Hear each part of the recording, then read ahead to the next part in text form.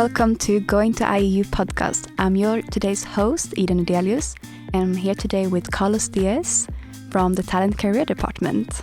Hello. Hello, Ida. How are you? I'm good, thank you. Nice to have you here today. My pleasure. Thank you for having me. It's very exciting to learn more about the Talent Career, and we can maybe start with you explaining what it is. Sure. So Talent and Careers is the department that guides students and provides most of all guidance on career options, looking at each bachelor and to the strengths and interests of each student. Then we do many things. We provide guidance, but then also we facilitate for early years students. We facilitate professional experience. We guide them on what kind of experience you get when you're a first, second year student, and as they progress throughout their studies, we focus more with them on securing internships. And with last year students, obviously the focus is on post graduation opportunities, employment. So typically our main focus is this class of last years, because they tend to be the most obviously motivated and stressed out sometimes to secure a good job upon graduation. So in a nutshell, that's what we do.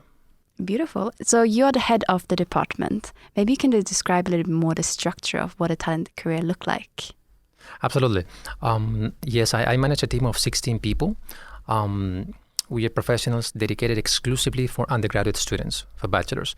We're based both here in the Tower in Madrid and also in Segovia to cover both campuses. And most of the team is comprised by career advisors. So professionals from many different industries that provide that value added, that background and expertise to better coach and guide students depending on their bachelor, but especially on their interests, on what they want to do. And also that background gives us the chance to open their minds and discuss with students, things that maybe they hadn't considered because of their studies. Sometimes they have a clear idea of what they want to do. Some other people are lost completely, and some others in between, they're like, they need some guidance to make those early decisions in terms of which path or paths to pursue. There's a lot of different profiles among the students. Like Yes. am an intern here at the marketing team, but I'm studying PLELB, which is politics and law, which is completely different from marketing. Absolutely, yes.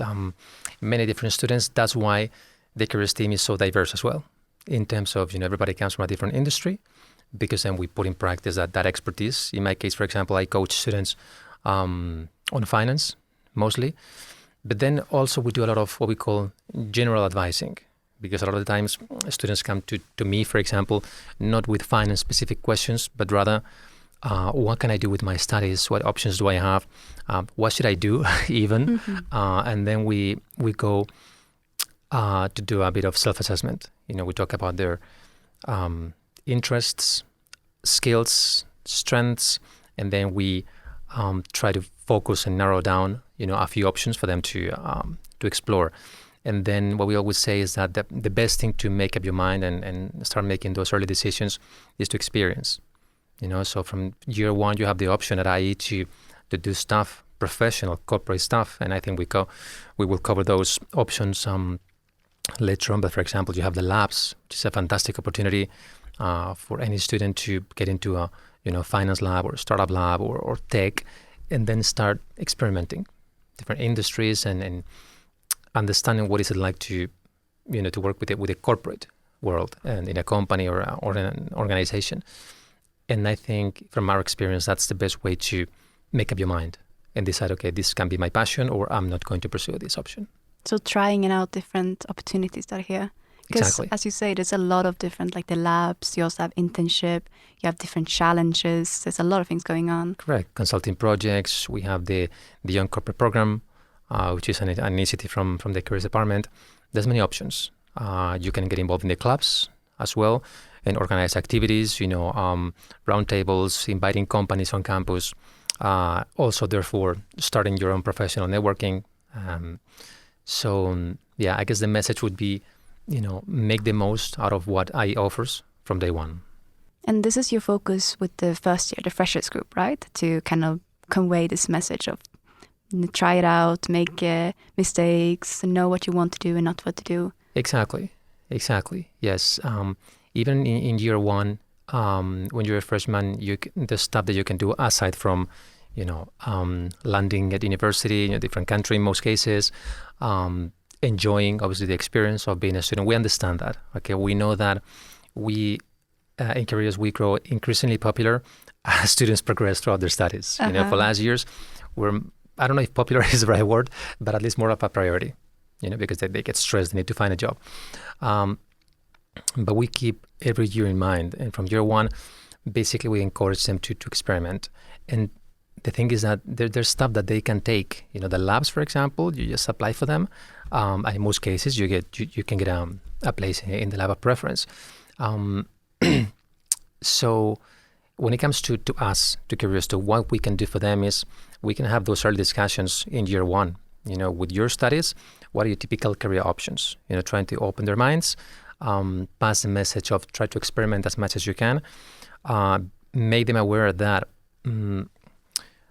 upon graduation, on their last year, when they start sending out CVs to employers, what companies find more valuable is related experience, internships, but not only internships, any sort of professional experience, the labs, the young corporate program, consulting projects, anything at all, it adds up and it, makes you a more valuable professional.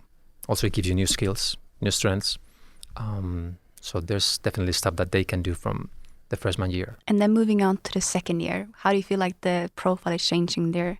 What is the focus for the second year? Are they still in their fresh mindset, still enjoying the experience more? And then some of them, they are, absolutely. Yeah. But then from our point of view, in second year, there's things that you should, in some cases, it's the year when you need to start making some early decisions, like especially for highly competitive industries, such as finance or consulting.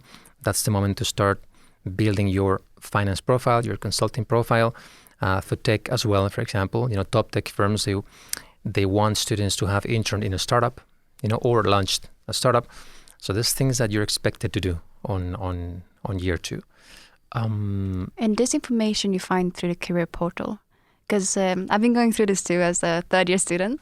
Okay. And I remember that we've done the talented career training for each year, right? Yeah. And I think it was this year, my third year, we had depending on which career path you were more interested in, there would be a lot of examples of what is expected, for example. Exactly. And what is the skills that you should develop and focus on. Yes, last year we launched a new initiative called the Career Development Training, or CDT, as we used to call it. And this is a compulsory subject for students. It's not credit-bearing. It's an extracurricular that appears on transcript. And here, our idea was to make a short, to-the-point course with key information for the students of different years. So for year one is more basic messages. And there's it's pretty much webinar-based, okay? Also, there's some practical activities. There's a good webinar, for example, called How to Get Experience When You Don't Have Experience, which is perfect for early years. And for every year, we explain, yes, what can you do in that year, what is expected of you, and also which resources you have from us. Because another key thing is that we want to increase awareness. There's a lot of students that get to last year and they come to us saying, I want to look for an internship or a job. And when we explain everything we do for them, or how can we help them, they were like, oh my God, I wish I had known sooner, you know? So increasing awareness and making students understand that there's many different ways that we can help them is also one of the goals of this CDT, or career development training. So what is the most common, I wish I knew this earlier comment?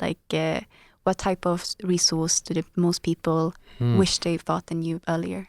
One is, I wish I had known that I had to start early building my professional profile, my CV, my professional experience, getting that initial experience. Because that year one or two early experience allows you to achieve and secure higher quality internship on your penultimate year, for example.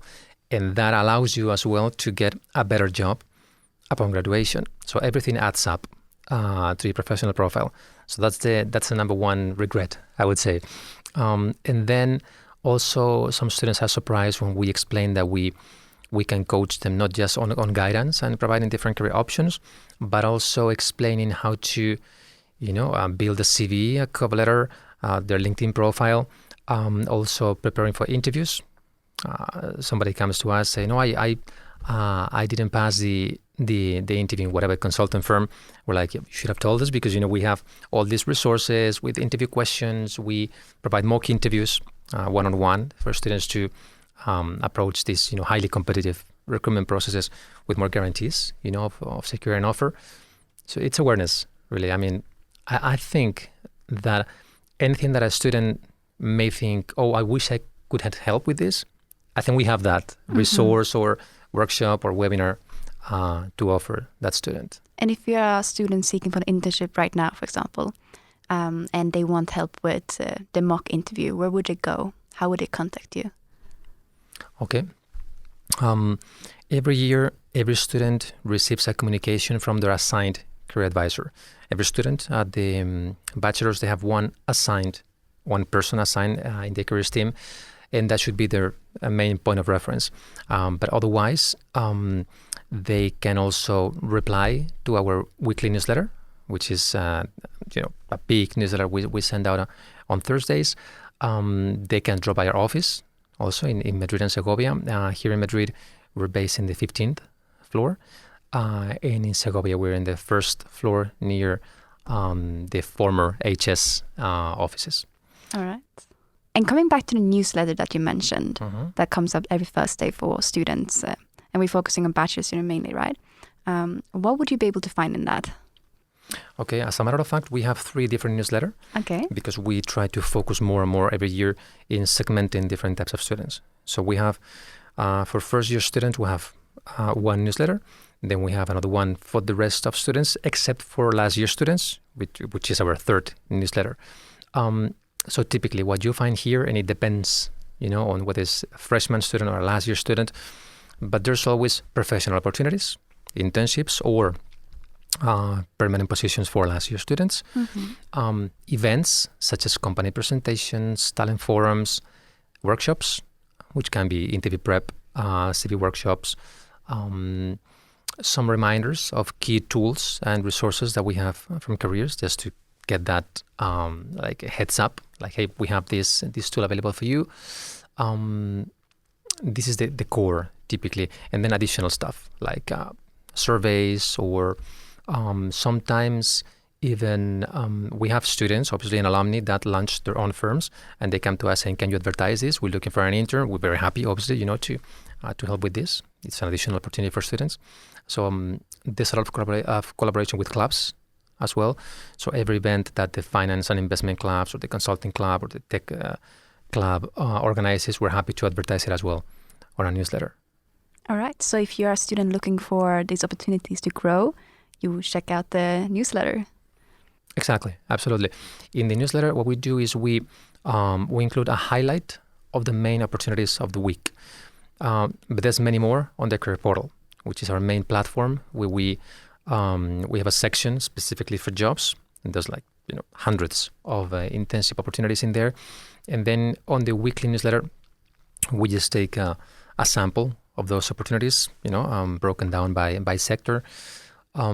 But a student who's actively looking for internships or employment should check the newsletter and then go to the Career Portal to find additional opportunities, as well as using any other external job portals that they might find useful, especially like market-specific ones, for example. A German student looking for an internship for the summer in Germany should use the Career Portal, but also additional job portals specifically for the German region.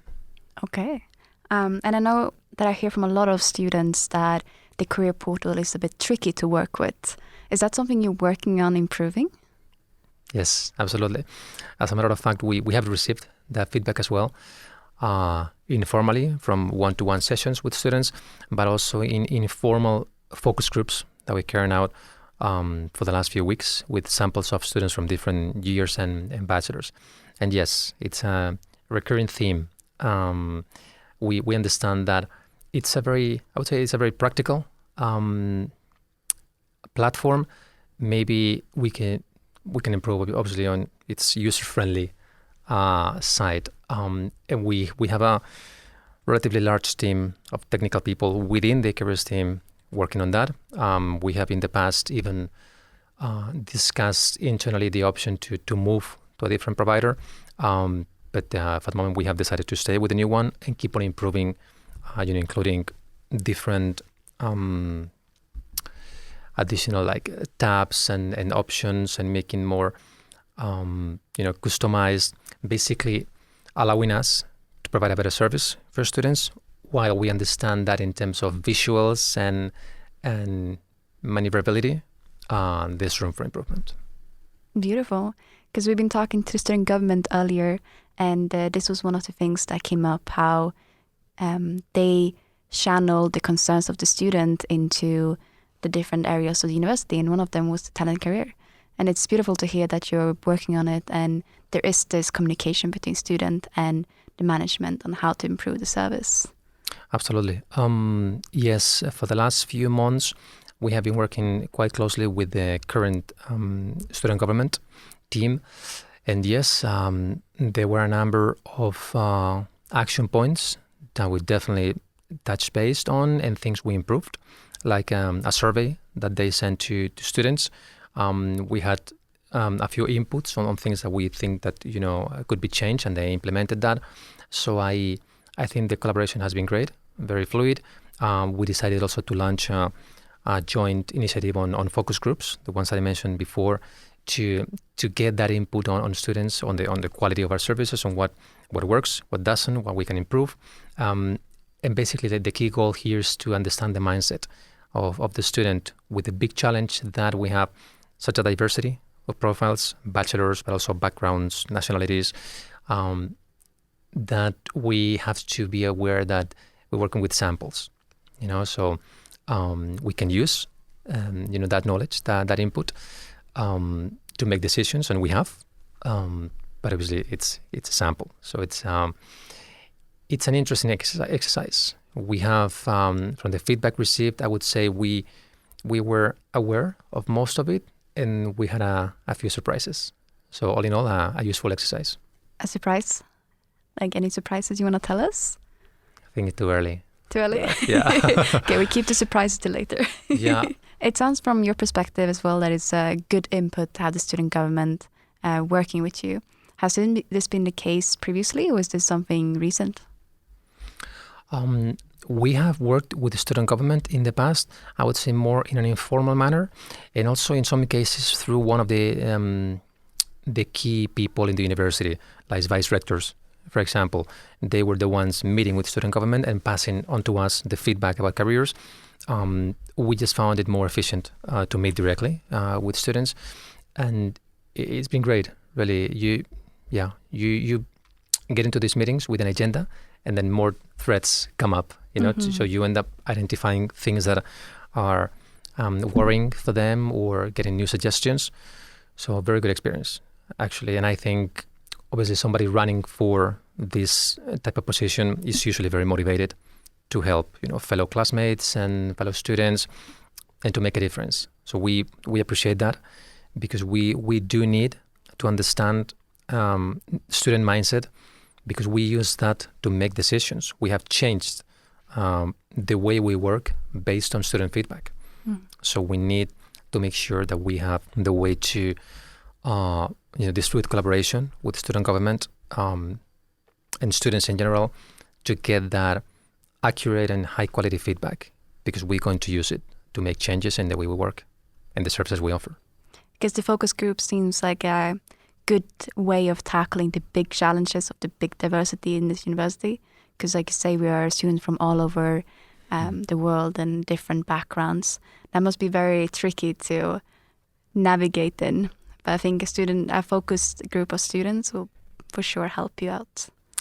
Watching the focus group is very interesting, obviously. And then, even though it's just a sample, you can take a few conclusions. Okay, some of them reinforced our view of certain topics, and it gave us ideas, to tackle some of the challenges we have. Like, for example, lack of awareness that I mentioned before. I would say a small percentage of students understand really that we have this department and that we can help them in a number of ways. Another key issue is that students typically understand the importance of starting early with their career planning when it's a bit too late, or not too late, but maybe in their last year, which means that they don't see the importance of attending company presentations and talent forums and any event with companies early on. And it's a pity, because every time that we organize a talent forum or a sector-specific event, bringing, finance firms, consultant firms, tech, etc., there's a very low attendance of university students, and it's a pity, because in most cases these companies come on campus or online with actual opportunities, internship opportunities, job opportunities. They want to hire IE talent, and they get a bit frustrated because then there's no bachelors in the audience. So it's a bit, that's one of the key challenges that we have, absolutely, to make students understand the benefit of investing, 30, 60 minutes in meeting an employer. This is an actual opportunity for sure in there. So if you're looking at going to IE, you definitely look into the opportunities when you come here. And coming back to the events, because it sounds like you have a variety of company events and talent forum. Would you like to explain us more about those? Yes, of course. There's usually two big touch points every year, in the fall and the spring, following the typical recruitment cycles of most companies. And this is what we have called lately the talent forums. And the format is that we try to cover every sector out there that is going to be interesting for IE students, ranging from real estate and design to consulting and consumer goods and advertising agencies. I think we can cater to pretty much every degree that we have right now. Usually it's a very sector-specific approach. So one day will be fully dedicated to one or two sectors, so that students can choose. Let's say I'm a student and I decide, my main priority is tech. Then I know that I don't have to invest like 5 or 6 days at a talent forum. There's one day specifically for me with the companies that I'm interested in, coming on campus or online to talk to me and my classmates. So in most cases, these opportunities come with actual job listings, job opportunities, internships, and their mindset is we want to meet great people, motivated people. So when we coach students on how to prep for these events, the key message here is prep. Do your research. Okay, if you go to talk to Amazon, for example, you can't go there and say, "Hi, do you have any opportunities, or could I fit in Amazon?" It's like you need to do that prep work before. And what would the prep work consist of?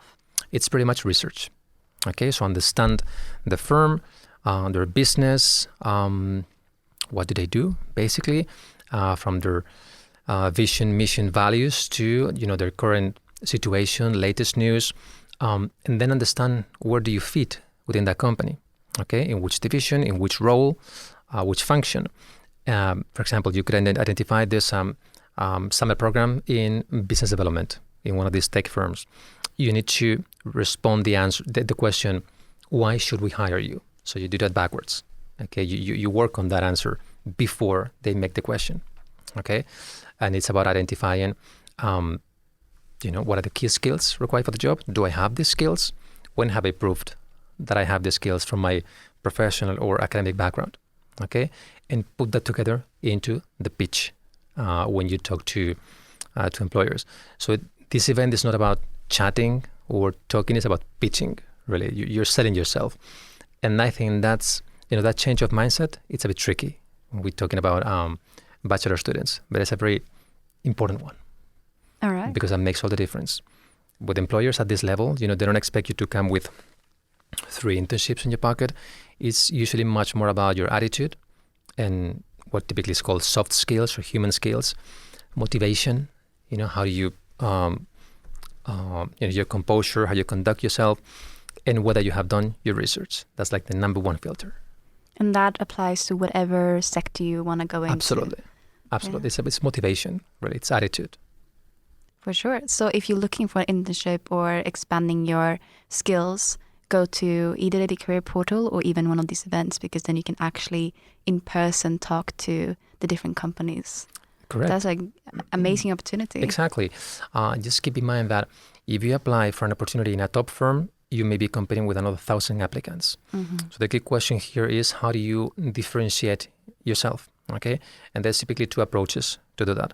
One, via networking, that is identifying someone who could be an IE alumni, for example, working in the firm, reaching out to them, and therefore becoming visible. Okay.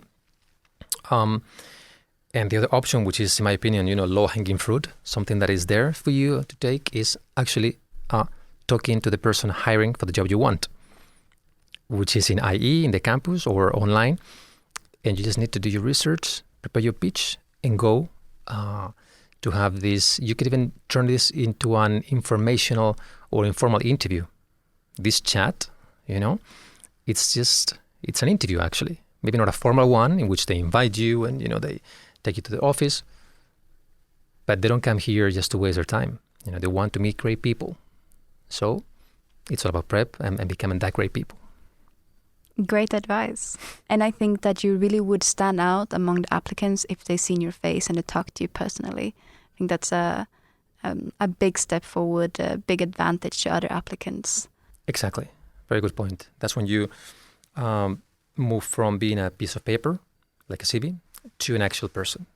So that makes all the difference. The goal of the CV, of sending out CVs, is not to get a job, is to get the interview. So by bringing companies on campus, we're giving you that.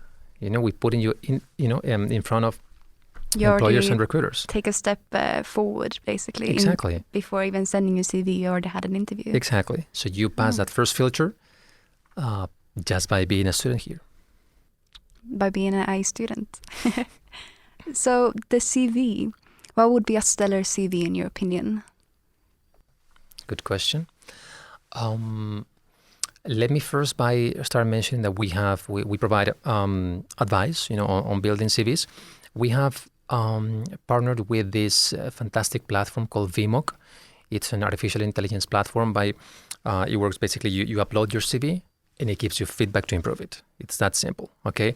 And it goes from the basics like format, and font type and font size to the actual content that you include in your curriculum. So if the software identifies that you haven't provided a good enough context and detail on a given experience on your CV, it will tell you that. And it will provide suggestions of, how to change that line, that paragraph, to make it more compelling, to convert it into storytelling, and basically to engage the person reading the CV and to sell your profile, okay? In addition, we have every week CV workshops, CV and cover letter workshops every Tuesdays on the career slot. Every week? Yeah, exactly. Okay, I must mention this. Every Tuesday at 12 noon and also 4:30 in the afternoon, we have the career slots. It's 1 hour from 12 to 1 and 4:30 to 5:30, specifically dedicated to careers. So we organize different activities here, from sector-specific Q&As to CV workshops, interview prep workshops. The Q&As that I mentioned are basically sector-focused sessions where, for example, I do finance. Well, I have my Zoom link. Any student interested in finance can join and ask questions about finance. Very basic ones like, how do I get into private equity? Or I have an interview coming up with ING. How can I prepare? Anything finance related, I can help with that. Well, the same goes for the rest of sectors. Okay?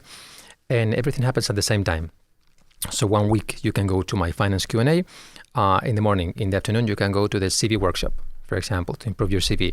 And then next week, next Tuesday, you can attend our interview prep workshop with an actual consultant with a lot of experience in human resources, doing active live interview prep and providing feedback to improve your interviewing skills for any upcoming interview or in the future, because you will have interviews at some point. So these are some of the resources that we have available every Tuesday. And that is not schedule-based. It's more of an open door policy. In most cases, yes. In some others, like the interview prep workshop, we wanted to keep it below 10 people in the room. So you need to register. But all this is always on the weekly newsletter, tools, resources, workshop. When you click there, basically it will give you the instructions on how to register for a given workshop. Some others, like the sector Q&As, you don't need to register. If you want to know anything about tech, consumer goods, finance, consulting, just need to join the respective sector Q&A. All right.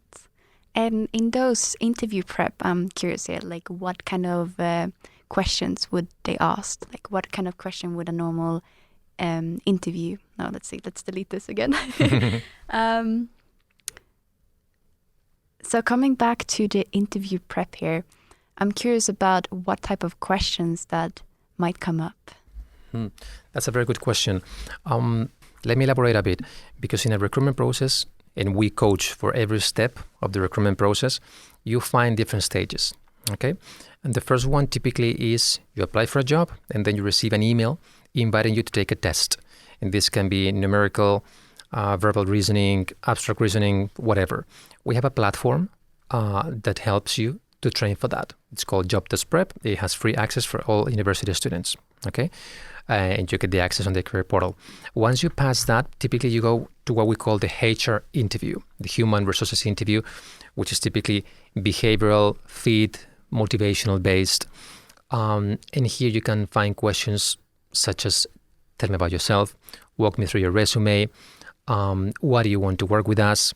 These seem like easy questions to respond, but everybody messes up, okay? How? I think we are not born good interviewees. You need to practice these kind of questions. And what is the key here? Why do people mess up this part? Lack of prep, basically. You need to understand what is your value added, what are your unique selling points, what are your skills, your strengths, what experience do you have, what studies do you have. But most of all, put yourself in the feet of the recruiter. Understand what they're looking for. So when they ask, tell me about yourself, what really they're thinking and saying is, why should I hire you? Why you? Why no one else? Okay, so it's not a chat, it's an interview. So you're always on selling mode. And I think yourself. Also looking at the rationale behind the question, like you said, it's not who are you, it's more why should we hire you? Typically, yes. And I think also, I'm in a lot of interviews for work and everything throughout my career. And I feel also that a lot of people mess up because they're not confident enough in their own experience. And I feel one key point is actually evaluate it. Like whatever you do, like running a club can feel like the smallest thing here at IE, but it's actually a lot of skills you learn in it. So exactly, understand the value of what you've done and know how to sell it. Correct. Selling yourself, I think, is one of the key skills. And projecting that confidence, as you said, and being able to put it in value, I think it's a great skill. And this is a cultural thing here, because you see a lot of students who have been raised in a way that they're absolutely comfortable, explaining their achievements, and they understand their value, and they're not shy in explaining why they be hired. While in other cultures, you see students much more reluctant to sell themselves because they think they will be perceived as braggy, and arrogant, and it's not the case. And yeah, that's a change of mindset that a lot of us have to work on. Like the Nordic culture, we have this concept of jentelagen, where basically explained as you're not better than anyone else. And that kind of pushes you down, and you cannot really brag about your achievements. Correct. But that is completely putting you down, I think, because you need to be able to understand the value of your doing without being braggy, I understand the benefit of that that motto, humility, But for this specific case, interviews and getting a job and getting ahead of competition, I think in most cases we need to make that effort, to take us ourselves out of our comfort zone. It's maybe something that we're not absolutely comfortable with, but it's an effort we have to do to show the best version of ourselves at a given point in an interview. Exactly. I would say understand the difference and also evaluating yourself and evaluating your skills and Correct. understand why you want to be in that position. And also this way you're making the life of the employer easy because you're helping them understand why should they hire you. They don't, human resources people, interviewers, very experienced ones, they will have seen many different profiles, and they can make that connection faster and better. Like, is this person suitable for this company and job? But more, unexperienced or younger professionals in recruitment may not have that that expertise and that speed to make that quick connection. So we need to make life easy for them as well, and explaining, you're looking for this and I have this and this and that, sort of like making the match for them. So it's also our responsibility, not just the employer's responsibility. True. And important here is always read the job description, right? That's one of the keys. Yeah. Exactly. You know that already. Okay. Yeah. Exactly, because this way you understand, first of all, and a very important point, is this company for me? Is this sector for me? Is this job role for me? Or is it just that I find it, glamorous, or my friend, is applying for the same job? I think that self-assessment exercise is very, very important. Once you have decided that, yes, you want to go for that, it's about identifying, what is this company about? What makes it different from other competitors? So why am I interested in this company, genuinely interested in this company and in this division and this job specifically? Because this way it's good for you, for your self-assessment, and you're working on finding your purpose really here, and finding a company that, there's alignment in terms of values and personal fit. And then it helps you sell yourself better in the interview and make life easy for the recruiter. Yeah. Showing what you bring to the table. So what are the following steps? So we have the test, we have the first round interview, which is very motivational, fit, behavioral. And then in some cases, the company may ask you to go through a group dynamic or assessment center, which is typically a group activity in which they assess different skills needed for the job and also to make sure you fit with the company. And we provide training for this as well.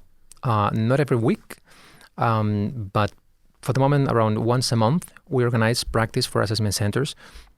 And the good thing is that the feedback from students attending this workshop has been really good, and it helped them on the upcoming group dynamics. And then, depending on the industry, but for example, in finance, consulting, and tech, there's a final round called typically the technical interview, which is a bit more tricky. The main goal here is to assess, for example, in finance, you need to be analytical and comfortable with numbers. That's non-negotiable. Okay. In consulting, you need to be a good problem solver. So they have the crack the case interview, and this is typically the deal breaker or deal maker. Basically, you need to pass that interview. And we have several resources like guides and interview questions available for students, and also this mock interview service that I was referring to, with professionals from these industries doing one-to-one sessions with students at this level of the recruitment process to maximize their chances to get an offer, which is extremely competitive. These companies don't hire that much year-round, so it's getting a spot here is incredibly challenging. But we do have these resources and the talent at the university to secure these spots. Amazing. Sounds like all the resources really help students to be more comfortable going into this interview, and the probability of getting and landing your dream internship much higher. So this might be a very tricky question, but going down the memory lane, do you have any examples from students who reached out to you, got the resources, and landed in their dream internship? Oh, yes, we have, before coming to the tower, we used to have our Hall of Fame at the careers office, with the pictures of every student or graduate who managed to get like their dream job. And that was great. Not that we know the tower is paperless, so we're not allowed to have that anymore on paper. But I think there's a project to do something similar, more like, with screens and everything. There's many people, many graduates that we still talk about, on day-to-day and in the careers office with the team. I think maybe a good example might be maybe someone who ended up in a job that it's a bit more unlikely depending on their studies. Like, for example, we had a graduate from the Bachelor in Architecture. He went to work for Coca-Cola. Oh, wow. For example. And then another interesting one is we had a student from the law degree, single law, LLB. But early on, he decided he wanted to work in investment banking, which was a challenging transition. Because obviously you typically study a degree such as BBA or data or in engineering, like, heavy in numbers. But he was fantastic, to begin with. So he basically paved his way, to acquire early experience. He networked like crazy. He came to the office like once every week or a couple of times every week just to get advice, network with us, and be aware of what's going on. Events, company presentations, resources.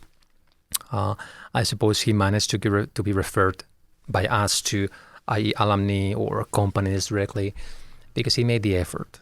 And that's another key message, I think. He was committed to his goal from year one. He said, I want to get there in 3 years.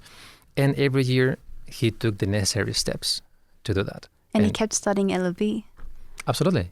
That's amazing. He graduated from LLB and he got into one of the top investment banks.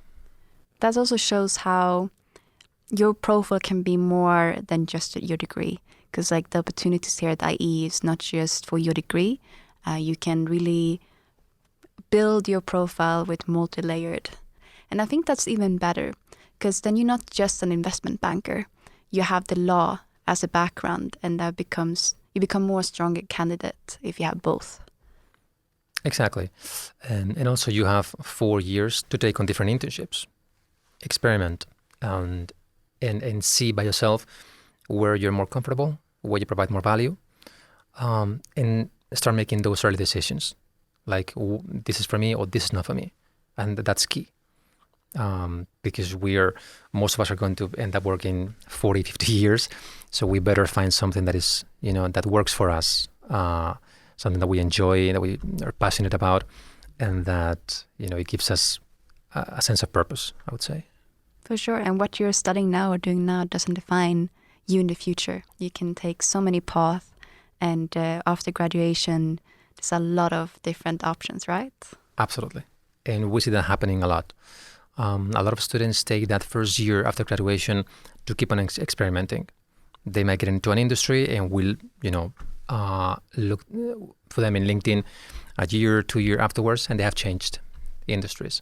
So there's a space of time after graduation where you're still sort of allowed, to experiment a bit, and also some career paths open more doors for you. That you can get into consulting, for example, and then you can do pretty much anything after a few years in consulting.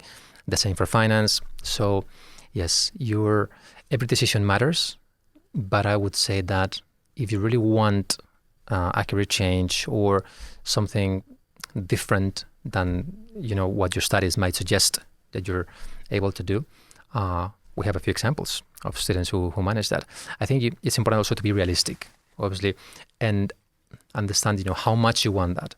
So coming to the end of this episode, it was super nice talking to you about the talented career and as a third-year student, and it's really great to hear all those things too, be reminded of them. Even though I knew a lot about it and I have my internship secured and all, it's still good to know for fifth year when I will be knocking on your door, the priority one is talented career, right? It's super nice to also shed a light on this and tell the incoming student or first student or whichever grade you are that these exist, that you guys exist, you're here, and your service are for the students. So thank you so much for that. And it was my pleasure. Yeah. And maybe you have a final advice to the listeners before we wrap this up. I would say that it's never too early to start working on your career management and planning what your career is going to look like. and taking advantage of all the resources that not just careers, but the whole university has to offer to get that experience from your early years of your studies. Thank you. Thank you.